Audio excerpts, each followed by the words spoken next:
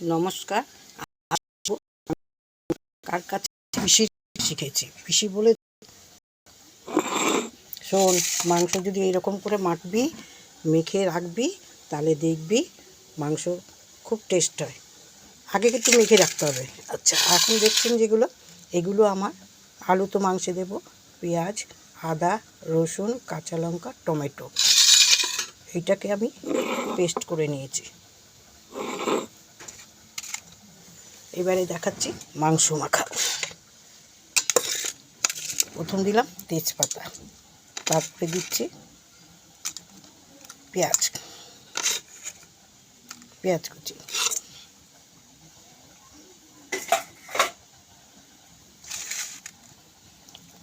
এইবারে দেব হলুদের গুঁড়ো,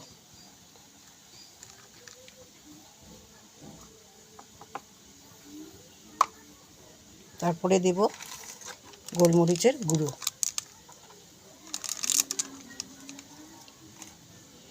এবারে আমি কাঁচা লঙ্কা দিয়েই মাংসটা করব। একটু কালারের জন্য একটু সাই লঙ্কার গুঁড়ো,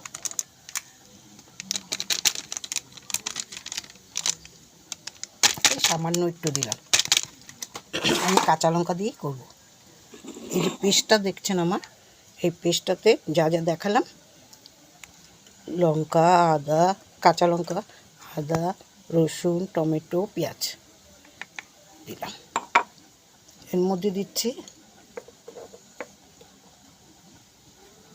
লবণ,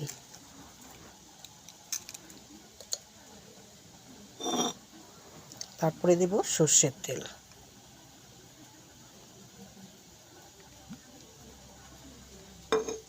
এবারে একটু হাত লাগাতে হবে আমার। হাত দিয়ে না করলে মাংসটা মাখা হবে না। তো আমি হাত দিলাম, হাত দিয়ে মাংসটা একটু মেখে নিচ্ছি।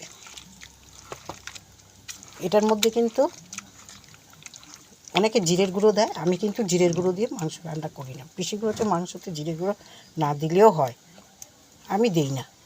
তা এই যে মাংসটা মাখা হলো, পিসিকে বলতে হবে যে আমি কিন্তু মাংস মাখা শিখে গেছি গো। আমি এখন কি করব, এটাকে ঢেকে রেখে দিলাম।